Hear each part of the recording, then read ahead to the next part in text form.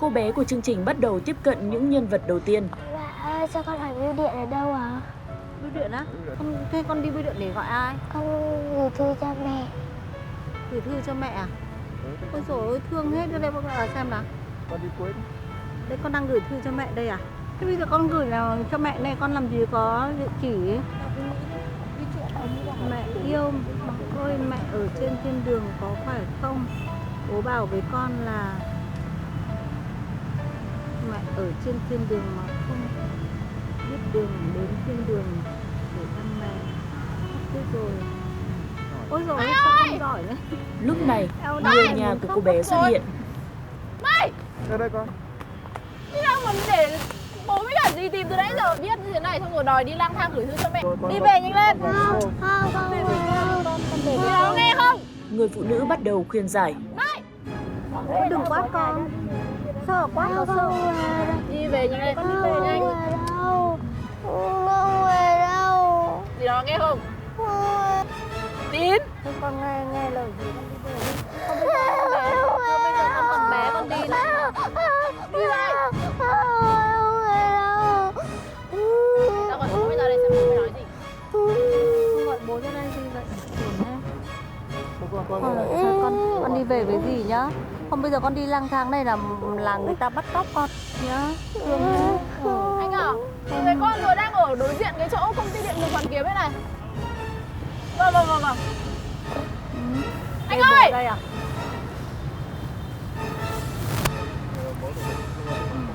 Thôi rồi đi về với bố nhá. Ôi con đi đâu ra đây? Bảo đi về mà cứ nhất quyết không về. Đi ra đây gì xem nào, nhanh lên. Đâu ấy nhẹ nhàng với con khổ thân nó. Bố đã bảo với con rồi. Nó đi gửi thư cho mẹ nó. Đi ra đây gì xem nào. Đừng để con sợ, con nó đang nhớ Đi mẹ. ra đây. Bố đã nói với con rồi. Con mấy tuổi rồi? Con 8. Nào, khổ thân. Con muốn đi đâu bố đều đưa con đi cả. Nhưng lần nào con cũng thế. Thôi con về với bố nhá, con ngoan nhá. Nhẹ nhàng an ủi cô bé. Cô cũng có những chia sẻ chân thành với người bố. Nhá. Ngày xưa cô cũng mất mẹ sớm lắm.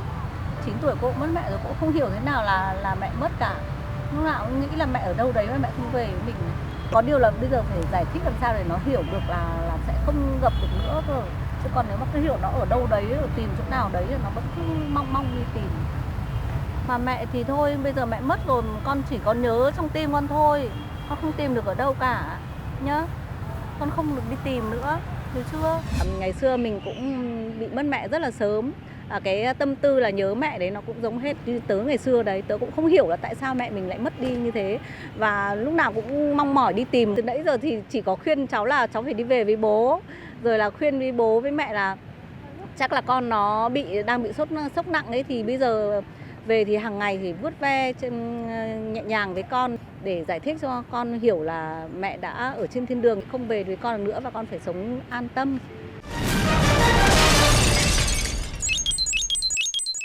Bác gửi cho con lá thư à?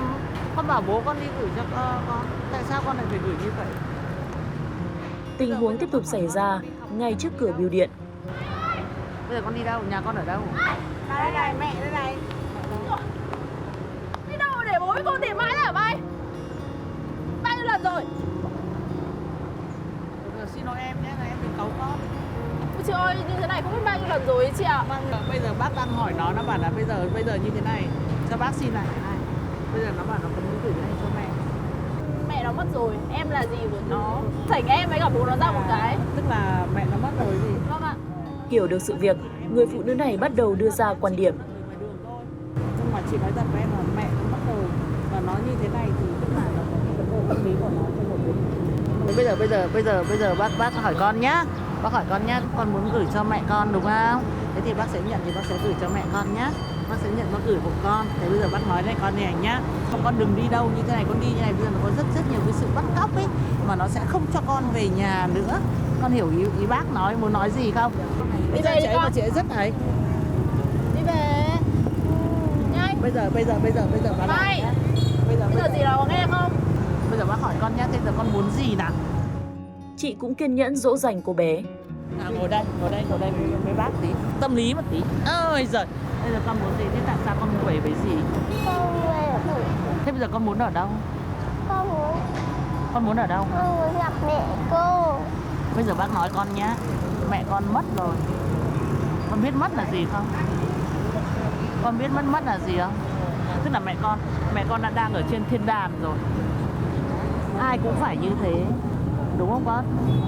Thế thì bây giờ bác nói với con này nhá, khi mẹ con mất, thế thì để có bố thì tâm sự thì con cứ thẳng con nói chuyện mấy gì con thôi. Thì con cứ về nhà và bác ngày nào bác cũng ngồi đây nhá. Chị nói như này để các em ấy này, chị hiểu được hoàn cảnh của các em. Nhưng mà bây giờ em với cháu này, bọn em nên nhẹ nhàng một chút. Dù sao các em cũng phải thông cảm, mẹ cũng mất đi to lớn. Dù chỉ là người qua đường, chị cũng không ngần ngại đưa ra khuyên giải với người bố. Bây giờ con hứa với bác đi, bác ngày nào bác cũng ngồi đây này, bác sẽ gửi cho con sẽ đấy nhé.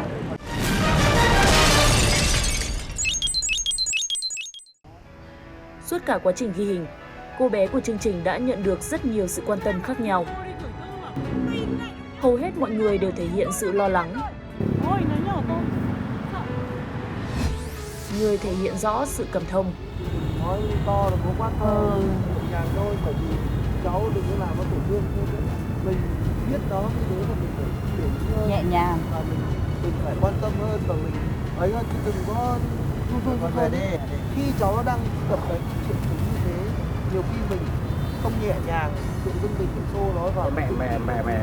Mẹ nó mất rồi. Mình mà người thân mà những cái người mà mình yêu thương ấy mà mất mình còn thế chứ không chi là trẻ. Cũng có người hết sức khuyên giải. Nhưng mà em phải nói với nó để cho nó hiểu ấy. Không được như thế đâu con lại. Sao? Thực ra là nó thiếu mẹ, nó bị tâm lý nó không ổn định rồi thì em phải bảo nó dần dần đi. Bây giờ con đi theo cô về rồi là ấy nhá.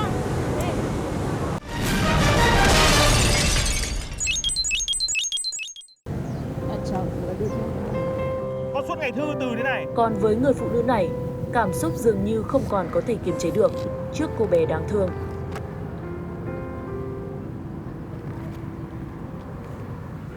Bố đã nói với con rồi, mẹ đi công tác mà. Con có biết là bố phải đi tìm con khắp một cái vòng hồ này không?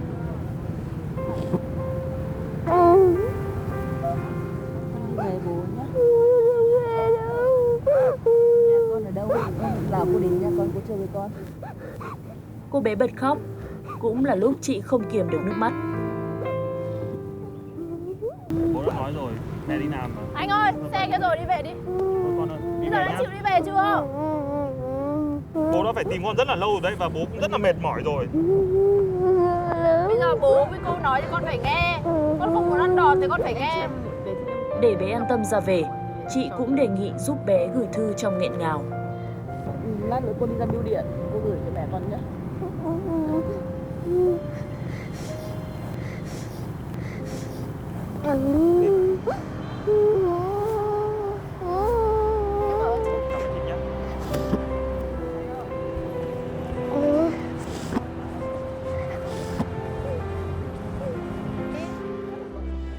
Như có điều gì chưa an tâm, chị tiếp tục chạy theo khi cô bé được đưa đi.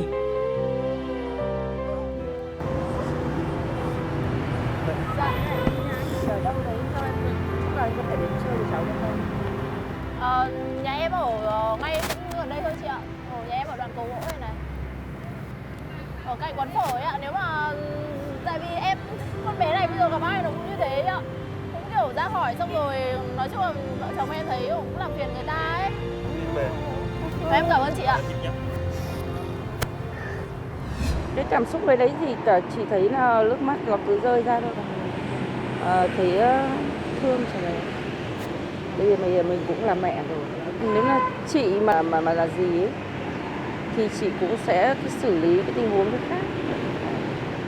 Sẽ nhẹ nhàng hơn, chị sẽ cũng phân tích cho cháu và cũng không quá khó hiểu và để trẻ con nó hiểu được cái điều đấy đâu.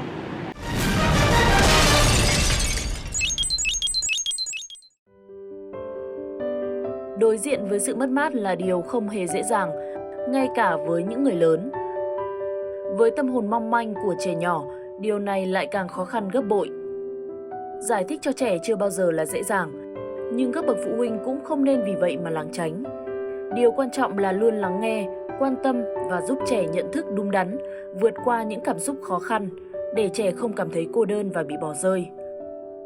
Một lần nữa, xin cảm ơn sự chia sẻ, những tấm lòng của các nhân vật đối với cô bé của chương trình Camera Giấu Kín ngày hôm nay. Hành động của mọi người tuy nhỏ nhưng góp phần thể hiện sự chia sẻ, lòng nhân ái trong cuộc sống.